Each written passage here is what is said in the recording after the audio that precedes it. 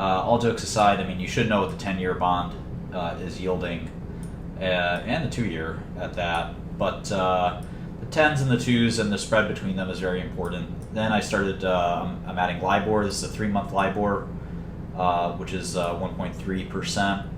Moody's has this aggregate AA and BBB index, or BAA index, and these are corporates, obviously. So the corporate bonds are tracking their yields is really important. I'll talk about that in a second.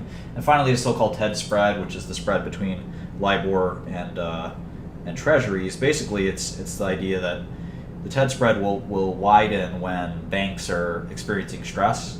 This is a really important thing to watch, amongst other things. But the TED spread is actually reaching almost historic lows, I would say. And part of that is the great strength that the 2008 recession or depression or whatever you want to call it resulted in a huge restructuring of banks with Basel III and things like that, such that banks are now almost impenetrable to risk. Of course, we did see a Spanish bank fail 2 weeks ago, so maybe it's not totally true, but at least the TED spread is contained right now. So anyway, something to think about. So what I thought I'd do is do this little chart I made in 5 minutes that shows rates. And what's interesting about rates is a lot of people, here's one thing I added, which is the S&P 2018 earnings yield. So basically I took the S&P 2018 earnings, which is, and I'll show you how you can do this.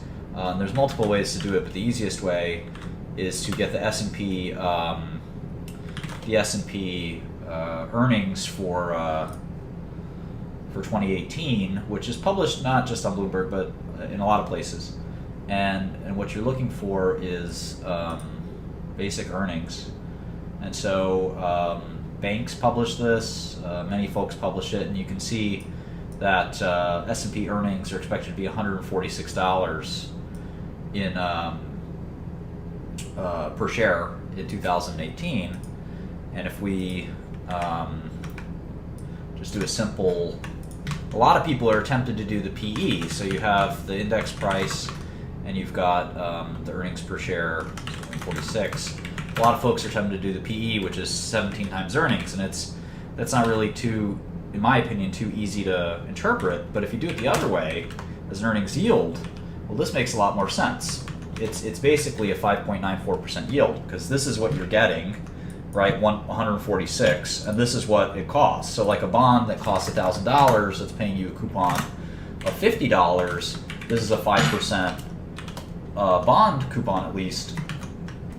And the thing about the S&P is that those earnings will theoretically grow, which makes them even more interesting. So this is sometimes called the Fed model.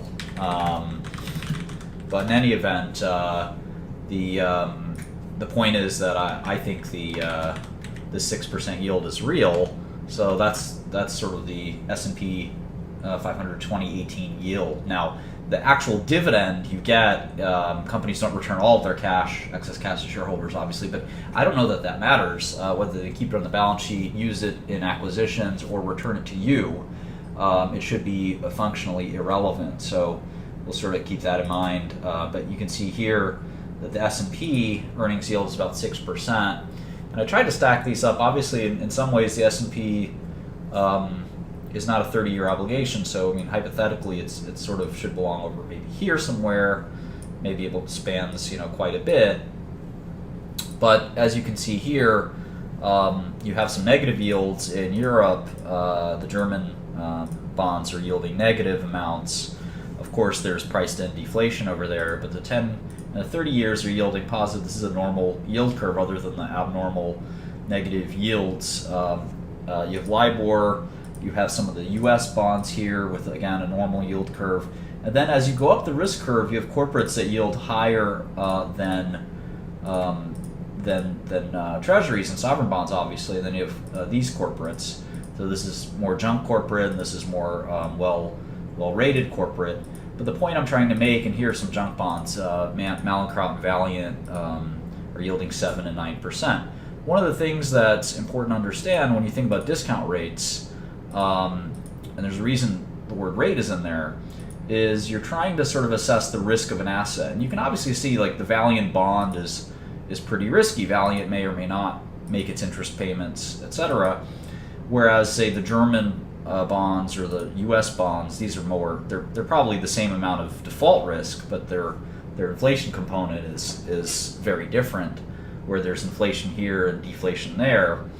And then you have things like J&J, which really embody equity risk premium more than they embody anything else. And then higher yield stuff like, say, a Regeneron, which isn't too risky, but you never know. Anyway, the point is you have to really think about bang for the buck when you think about risk and reward. And you can buy Valiant bonds and get 9%. And it's the same maturity as a 2% yielding U.S. Treasuries, but totally different risk profiles. And that just seems very obvious to you, but basically when you think about a DCF, if you put a 2% discount rate in your DCF, it'd be quite the interesting DCF. If you put a 9% interest rate discount rate or a 12% discount rate, it'd be quite different. So I think this helps you, having this in mind sort of helps you think about what discount rates are. And if you take a look at J&J, the inverse earnings yield, if you will, of J&J is something like, in other words, the inverse PE. Let's take a look here. J&J is going to earn, do it this way, $7.11 over $132.60. So it's 711, 132. It's about a 5% earnings yield. So I'd rather buy J&J stock and make 5%. Than buy the bond and make 2%. Now the bond is senior, of course, to the stock, but I don't think J&J is going to default. And a 5% yield is a pretty handsome yield. Now, again, when I'm thinking about discount rates, I can think about J&J as a low discount rate, and another company maybe has a higher discount rate. But this gives me a bit of an opportunity to sort of think about discount rates in your models. And rates in general. So anyway, we'll move on from that. It's been a quiet month, not a lot going on. Arena had this big news, which we'll talk about, and so did Amicus. This isn't going to be a very long session, but let's see. So there's, again, very, very quiet month. Earnings season just about to start next week, so enjoy that. So a little bit of quiet before earnings season starts. We got Sangamo, so a lot of you guys have been sending me messages about Sangamo. Very happy you're making money on it. We got Neurotrope is starting to fall apart, finally. We'll talk about that in a minute. So again, pretty quiet.